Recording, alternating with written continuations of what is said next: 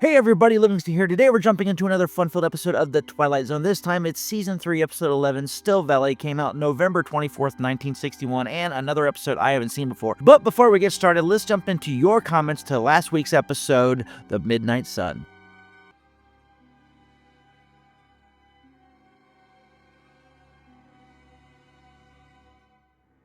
Yeah, I thought it had a wonderful ending to it where I did not see the twist coming at all. I was very surprised by it, actually.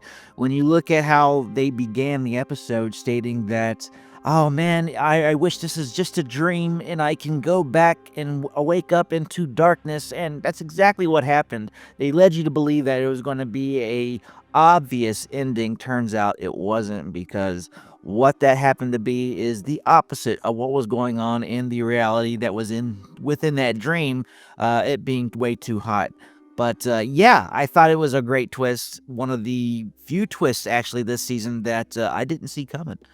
BF did see 6604 responded far more, says it's a top 5 for me. The first time I saw it, I didn't see the ending coming at all. Well, yeah, exactly. I sure as hell did not see that ending coming, and very curious to see, did anybody actually see that ending coming? I'd like to know your thoughts. Michael Yoder says, one of my favorite episodes, scared me a lot as a kid. Definitely, I mean, the thought of you either going toward or away from the sun and either freezing to death or basically igniting yourself on fire by just the pure intensity of the heat that's striking the earth the closer you get to the sun. Yeah, that's just a horrible way to go either way. I mean, I just cannot fathom.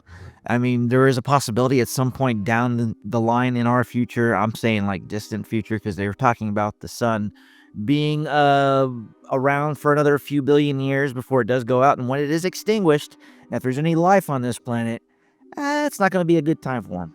So, Ben Rositas 8068 says, all right, this is my absolute favorite Twilight Zone episode of all time. It has the right level of suspense, foreboding, horror acting, and a twist at the ending that, upon first viewing, I didn't see coming at all. That said, there's only tiny about this one that has always bothered me, and that's the decision to stay in the upper floor of the building when they could have gone into the cellar where it's cooler and there's much less sunlight. And they could have installed the window AC in one of the windows and held out for much longer in the cellar.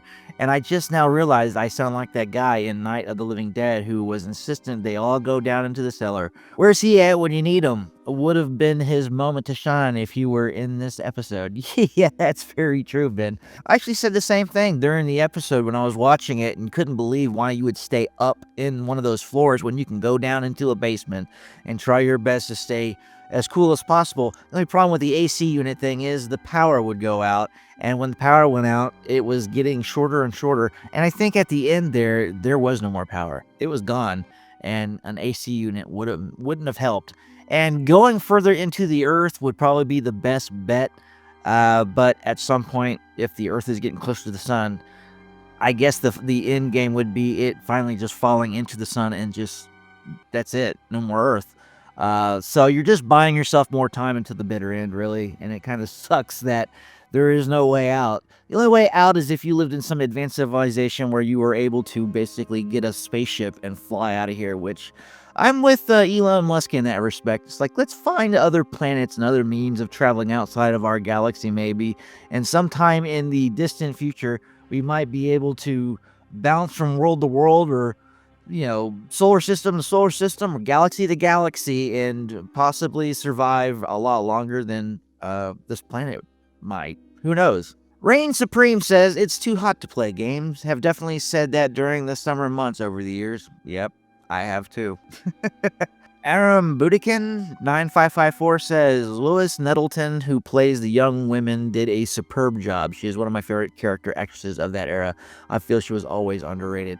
Yeah, I actually looked her up, and I was very interested to see some of her things in some maybe future episodes, or maybe jump into some of the movies she's done as well. It looked like she had a long career, and looking forward to actually getting to know her more as an actress, because I was also impressed with what she did with what she got. Chris Lawston says, those who can make you believe absurdities can make you commit atrocities. Voltaire. While not Voltaire's exact quote, this one reads better, so this is what I choose in reference to your comments from the last episode. Sadly, we live in a world that has a good amount of people who want to be led and have no desire to think independently of the powers that be. I agree 100% that no matter what ism will exist in over time, we just trade one level of hate for one group into more hate for a different group. As the more things change, the more they remain the same. Very true. There is a lot to say about humanity and how it just doesn't seem to want to evolve when it comes to our way we think of other people and how we can just be so shallow in a lot of ways.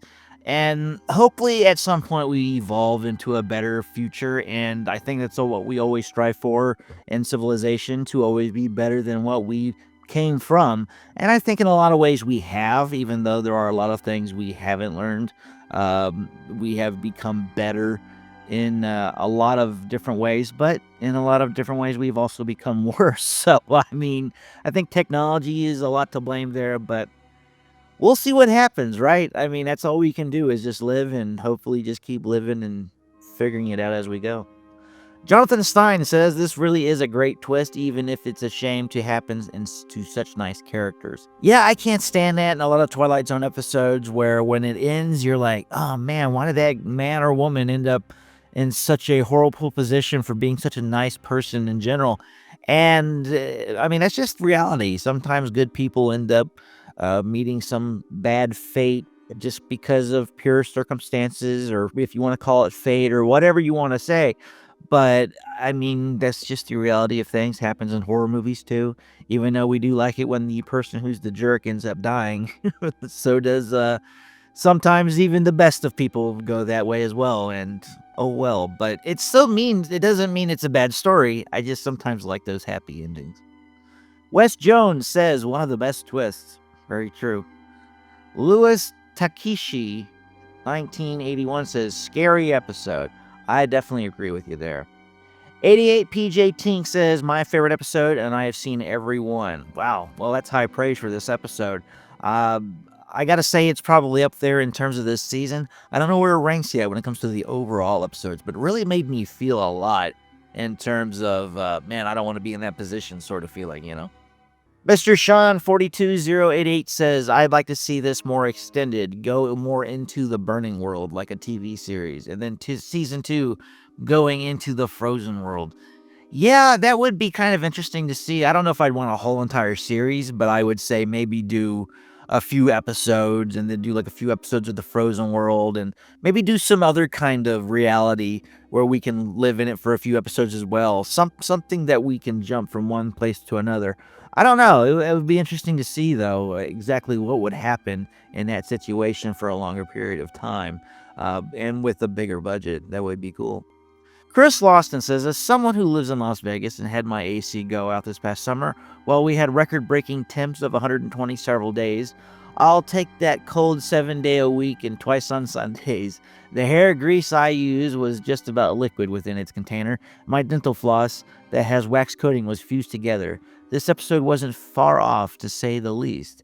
That being said, no matter what you think of any given Twilight Zone episode, the acting on this show was always second to none, and that is what I took away most from this one, was the amazing acting. Not one of my favorite episodes in regards to the twist, but for me, it is rewatchable for the flat-out desperation portrayed throughout. The destination in this one wasn't as important as the journey. I mean, we already kind of knew what was going to happen in the actual destination, death. I mean, no matter which way it was going. If it was within the dream, then that means death by heat exhaustion, dying, bursting into flame. Or if it was the other way, it was freezing to death. I think I would have gone with freezing to death. But the journey itself and having to survive and just trying to be in that situation with good spirits is very hard to do. And these ladies did their best, and the acting was wonderful. I really enjoyed the acting as well. Akira Kurosawa says, this episode always makes me thirsty. I can definitely see why, Akira. California Hummus says this story makes a good argument for climate-controlled apartments. I always thought the acting in this episode was pretty strong. Yeah, again, the acting was very strong, and I really wanted to dive more into the actress's filmography So I decided to kind of jot down some of the things that she actually did, and might watch some of them for the channel just to kind of stick with and see where her career led to. Richard Chase 2960 says, I think I'd rather die freezing. At least you can stay dry and you'll just go to sleep. Hot would be agony. Very true. Hot would be agony. I understand that when you freeze to death, I hear about such things when some of the climbers up on Everest didn't make it, and they just were slowly freezing to death, and nobody can do anything about it. And a lot of people say they just kind of go in and out of consciousness until they actually just die, and the heart stops, and you freeze, and that's it. I mean, look at Leonardo DiCaprio in Titanic, Jack Dawson. I mean, that's basically what happens. It's not a way I would like to go. I think everybody would like to go in their sleep or just at a very old age and live the full life. And sometimes it just doesn't happen. But being in the sun, not a good choice, I don't think. Empire Jeff says, did you watch this at midnight? No, Empire Jeff, I did not. I actually watched it around mid-afternoon. That's around the time I always seem to watch my videos. Anyways, with all that being said, thanks for the comments. Very much appreciate it. And let's get into the episode and see what we're getting into. The Twilight Zone. The time is 1863. The place, the state of Virginia. A tragic moment in time when a nation was split into two fragments. The Yankees are in the valley, all right. So we go back and report. We gotta get a look at their regimental number. That enough point for you, Mr. Doger? Yes. I don't care. I just don't care anymore. I only got one big mission left. Well, you can tell in the background that is definitely a set. Hey, backhanded. That's not. I'll extend my sympathy so long as your yellow eats at your inside. But when it crawls into my bivouac and tries to climb up on my horse, I withdraw my sympathy and give you the back of my hand. Well, thanks a lot. So far, you and me pledge nothing to the Confederacy, except a lack of sleep and empty bellies. But there's a couple of 100,000 others pledged a lot more. You're making it appear like they did it for nothing. If you haven't heard from me in 15 minutes, you get back there anyway. Yes, sir. This is Joseph Paradine, Confederate cavalry. But very shortly, Joseph Paradine will make contact with the enemy. He will also make contact with an outpost not found on a military map, an outpost called the Twilight Zone.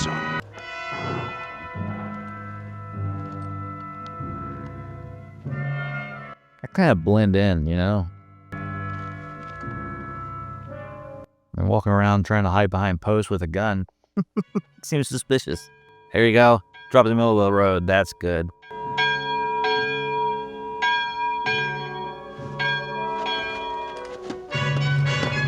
So far, this is just seeming like a regular Western story.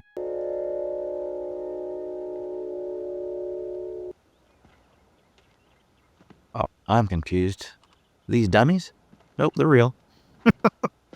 They're frozen in time. Hey! Hey, Yank! Must be sleeping. Or are you dead? Are you dead?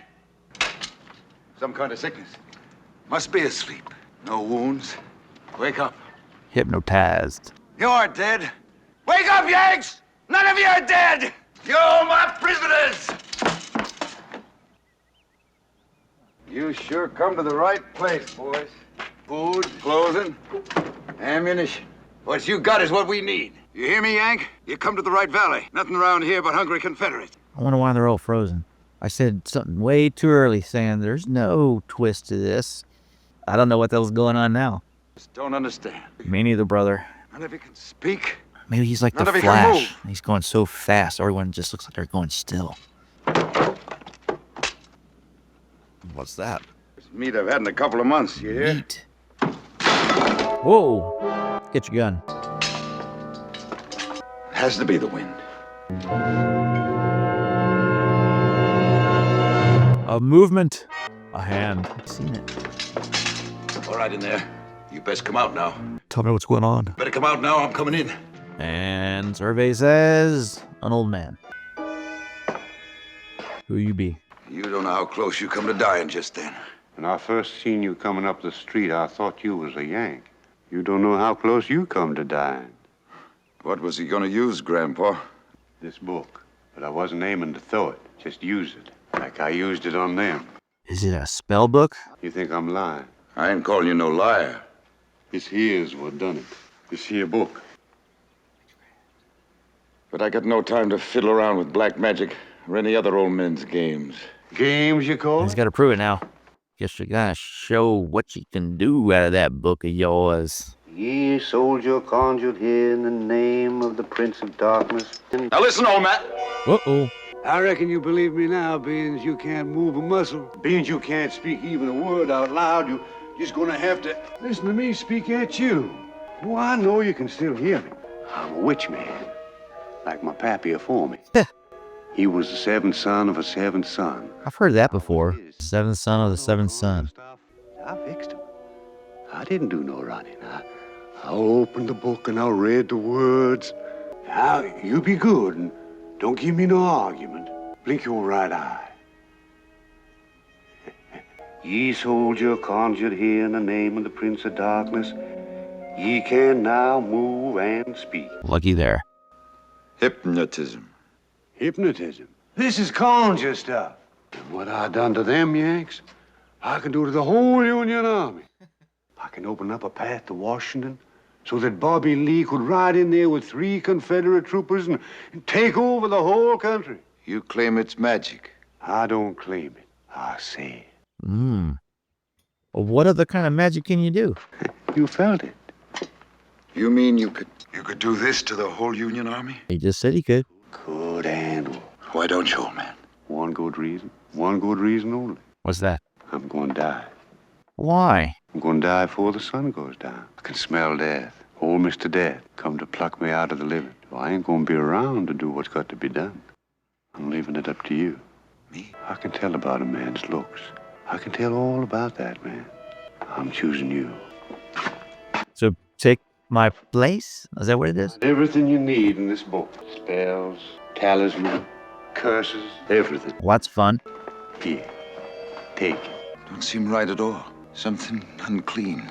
Being in league with it. That's it. The devil? You got it right, Johnny Red. You said it like it's got to be said. That's who you're in league with. The devil himself. Well, that's not good. The devil. The devil. Who goes there? Paradine, Troop Scout. Advance and be recognized. What's up, troop? What'd you find? About the spells, sir. We give you up, dead or a prisoner by this time. The time for either, it appears. The old man's got to do his reading, don't he? We haven't heard a sound from that valley all day. There are advance parties in that town. The main body's spread out behind. You drunk or something, Paradine? Now, there hasn't been a sound from down there all day. Lieutenant, you got every right to call me mad. Is they're all asleep. Put to sleep by magic. It's right here in this book. You're to take yourself to bed. You're to sleep the night. Make your report to me in the morning. This is my report, Lieutenant. Where's Mallory's troop? We went up the North Ridge late this morning. Yeah, there's a group of Yankees camped up there, wasn't there? But what's that got to do with all this? On the way back here, Lieutenant, I conjured up a spell, and I turned it in the direction of that ridge. Mallory, Paradine says... It's the damnedest thing. I just seen something I can't explain. We was walking up that ridge in skirmish line, scared out of our boots. We thought them Yankees was waiting for us just beyond the parapet. They was waiting, all right. Standing straight and tall, guns to port, frozen like statues. Not dead, and not alive. Crazy. Paradine, this is the devil's work. Yep. Well, what's this all about? They'll win us the war. But maybe it's time we call muster on the devil. Maybe it's the only thing left for us. We're losing, Lieutenant. The Confederacy's cracking up into little pieces right in front of our eyes. So these guys are gonna go in league with the devil, change history. Paradine, open up the book and read from it out loud. Make it good for every Union soldier in the field. Put him into the earth or something, but make it good. All right. Satan, I call upon you, and in so doing, I revoke the name of... Uh-oh. Go on, Joe, read it. Calls upon us to revoke the name of God. Uh-oh. What are you doing? You said yourself it's the only thing we got left. He's right, Paradine. God help us. That is all we have left. That's the phrase, ain't it? Damn Yanks. If I read aloud from this book, it'll be the Confederacy that's damned. It's that book or it's the end. Then let it be the end. If this cause is to be buried, let it be put in hallowed ground. He doesn't want to speak against God. Well, guess he has a conscience then. On the following morning, Sergeant Paradine and the rest of these men were moved up north to a little town in Pennsylvania, a town called Gettysburg. Uh-oh. And this one was fought without the help of the devil. Small historical note not to be found in any known books, but in the Twilight A Zone. lot of people died at Gettysburg. Well, that was it for this episode. History didn't change. Witchcraft wasn't used in the Battle of Gettysburg, so that was a bonus for the Union soldiers back in 1863. I didn't know this was going in that direction of witchcraft. I thought that was pretty cool. I mean, the first 6 or 7 minutes, I'm sitting there going, this is just a regular, typical Western, until we see people frozen in the middle of the street and an old man with a witchcraft book saying that he's going to pass it along, but you got to be in league with the devil in order to do so, and that's one thing he didn't want to do. And that made him actually a pretty decent human being in the end, and it probably ended up getting him killed. So, I mean, moral of the story is, I guess if you want to live during that time and you were a Confederate, I guess you needed a witchcraft book in order to win that one. But sadly, the fates were met, and that's just the way it goes sometimes when it comes with reality of war. But let's dive into some trivia and see what it took to get this episode off the ground. Based on The Valley Was Still by Manly Wade Wellman, first published in the August 1939 issue of Weird Tales. The flag portrayed is historically correct, with 4 arrows of 7 stars in the 5th row. The middle row having 6, the row with 6 stars. The middle row would either be missing the center star or have them centered on the blue field. Railroad rail traces are obvious under the locomotive. The traces continue back under the wagon and the soldiers are loading. In middle 19th century rural America, any train tracks that ran through the center of town, the town having sprung up along the tracks, would have the rails almost buried and the sleepers not visible at all. Rail speeds through towns were very slow, and any fully surfaced railroad rails would be a major disruption for wagon and carriage traffic. This is historically correct. Originally aired 100 years after the beginning of the American Civil War in 1861. The only half-hour episode to be rerun during Season 4. This episode takes place in June 1863. In the original draft, the spell ended because of the bonfire. Also, the phrase seventh son of the seventh son is a concept from folklore regarding special powers given to or held by such a son. To qualify as the seventh son of the seventh son, one must be the 7th male child born in an unbroken line with no female siblings born between and to a father who himself is the 7th male child born in the unbroken line with no female siblings born between. The number 7 has a long history of mystical and biblical significance, such as 7 virtues, 7 deadly sins, 7 sleepers, and 7 heavens. In some beliefs, the special powers are inborn, inherited simply by virtue of his birth order. In others, the powers are granted to him by God or the gods because of his birth order. In many cases, 7th sons who are not born to a 7th son are also said to have supernatural or healing abilities. Well, that's it for this episode. Don't forget to like, share, and subscribe to continue on to episode 156 of the Twilight Zone. Until next time, see you later.